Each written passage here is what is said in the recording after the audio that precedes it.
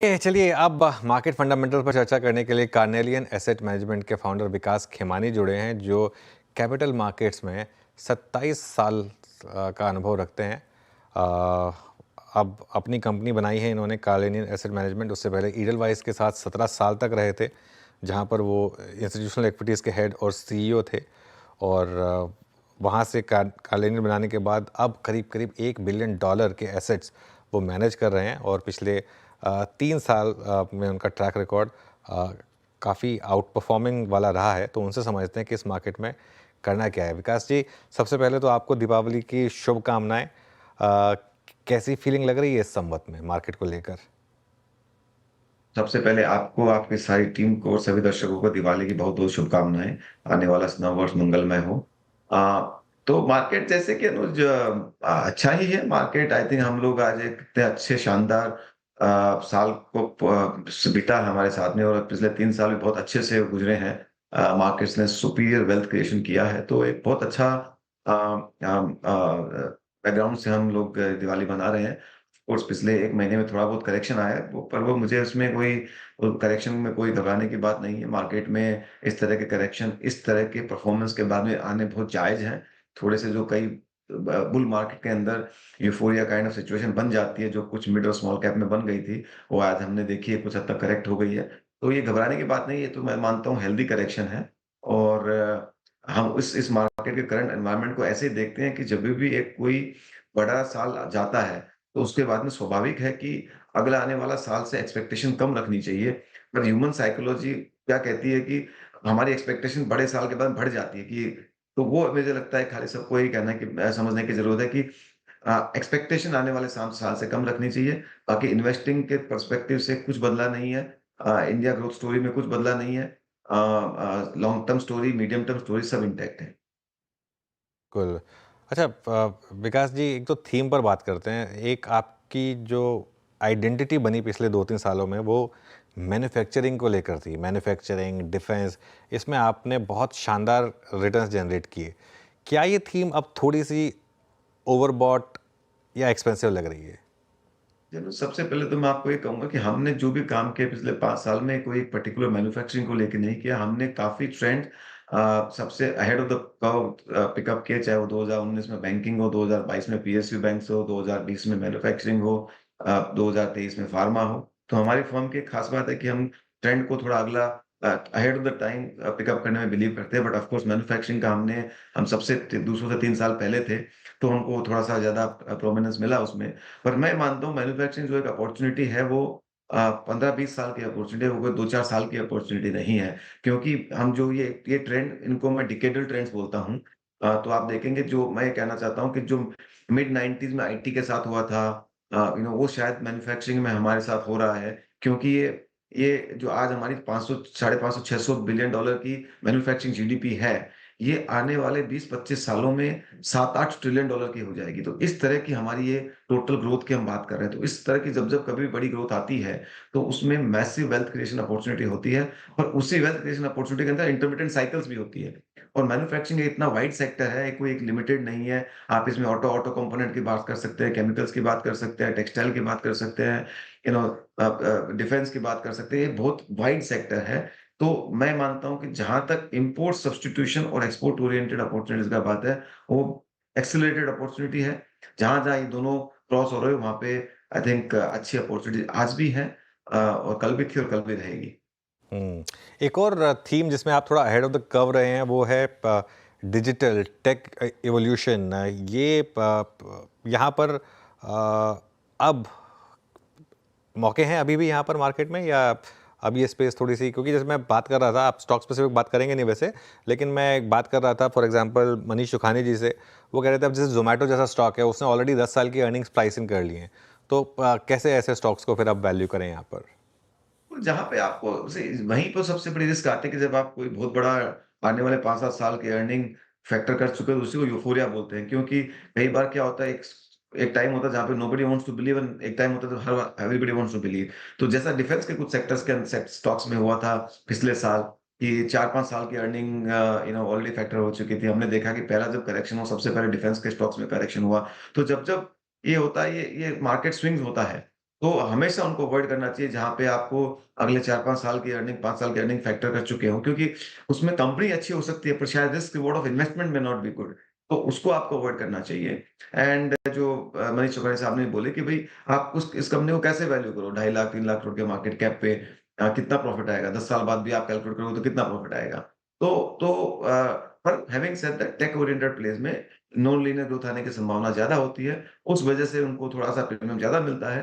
But ये आपको हर individual business model को इवैल्यूएट करना पड़ता है और उसको समझने की कोशिश करते हैं। मैं तो सबको एक ही बोलता हूँ कि अगर आपको बिज़नेस समझ में नहीं आता है, तो आप उसको अवॉइड कीजिए। क्योंकि आपको उस बिज़नेस की मैट्रिसेस, बिज़नेस की प्रॉफिटेबिलिटी और बिज़नेस को कैसे वैल्यू करना है, वो आए तभी आप उसको इन्वेस्ट करना चाहिए।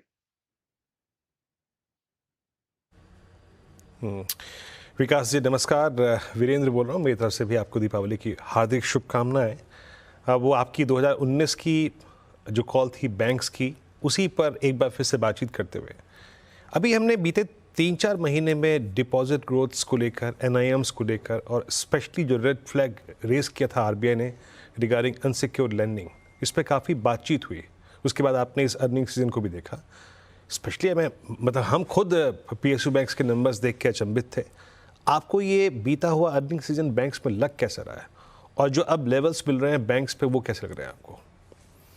ये हमें लगता है कि बैंकिंग सेक्टर यहाँ पे काफ़ी अच्छा लग रहा है, क्योंकि स्पेशली पिछले 6 महीने में अभी किसी को बैंक ओन नहीं करना है।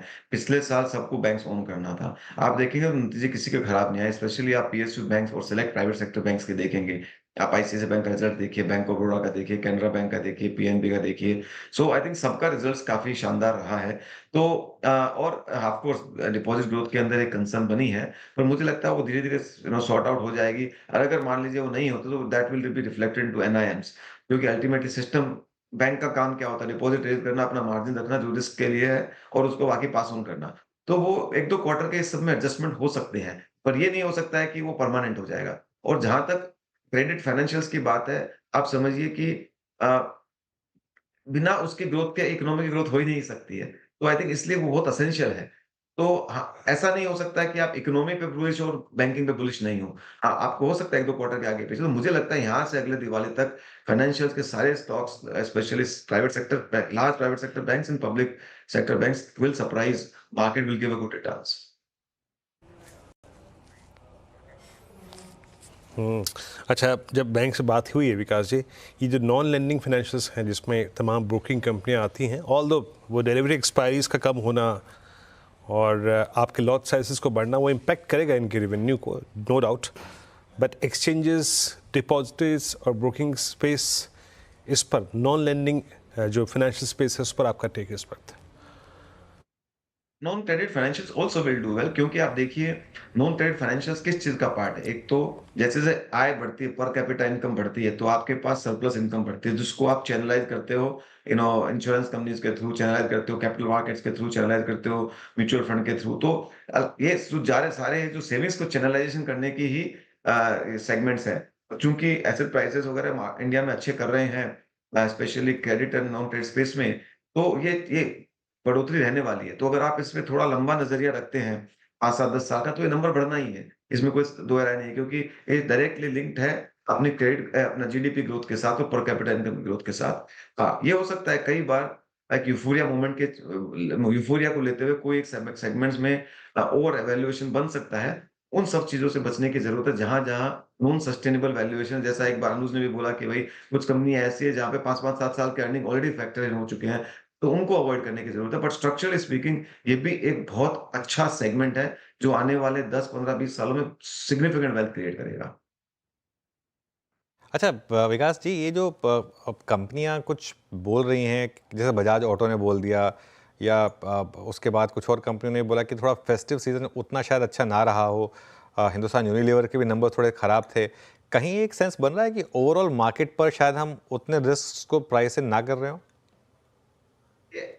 आज की डेट में सबसे बड़ा इकोनॉमी को लिफ्ट करने वाली क्या चीज़ है, आप ये समझिए।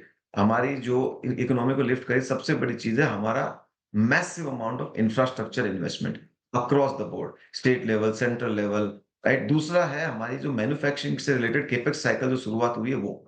ये दोनों है, ये सारा आज की डेट में हमारी इकोनॉमी को पुल कर रहे हैं, लीड कर रहे हैं। उसके चलते इकोनॉमी में जॉब क्रिएशन हो रहा है, उसके चलते इकोनॉमी में सारा सब है। तो जब तक वो लीड करने वाली जो आपकी इंजन है, वो स्ट्रॉन्ग है, मुझे नहीं लगता चिंता करनी चाहिए। Of course consumption also contributes, but consumption contributes because वहाँ पे जॉब क्रिएशन हो रहा है और जॉब क्रिएशन का इफेक्ट उसके अंदर बाद में आता है। और जहाँ तक आई थिंक गाइडेंस है मिक्स्ड फीलिंग की कंजम्पशन की, तो देखिए आप real estate sales all time high है, तो कंजम्पशन अगर इनकम नहीं है तो लोग कैसे खरीद रहे हैं? आप देखिए काफ़ी कंज्यूमर ड्यूरेबल्स के अंदर रीज़नेबली गुड सेल्स हो रहा है। पर at the same time tiles नहीं बिक रहे हैं, at the same time garments company बोले, तो आई थिंक कहीं न कहीं मुझे लगता है लोगों को समझना पड़ेगा कि क्या कंज्यूमर में चेंज हो रहा है। हो सकता है कई बार इंडस्ट्री में जैसे टाइल सेगमेंट में काफ़ी अनऑर्गनाइज्ड प्लेयर्स वापस आ रहे हैं, वो जो कॉम्पिटिशन दे रहे हैं। हिंदुस्तान यूनिलीवर जैसी कंपनीज़ हो सकता है वो मार्केट शेयर खो रही हो।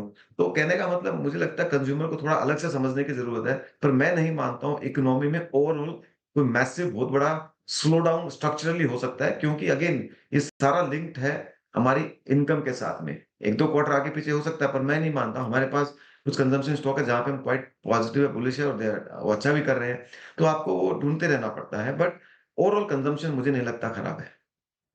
ओके, विकास जी बहुत बहुत शुक्रिया आज हमारे साथ जुड़ने के लिए और आपको एक बार फिर से दिवाली की शुभकामनाएं। धन्यवाद। आपको और आपके सभी दर्शकों को बहुत-बहुत शुभकामनाएँ।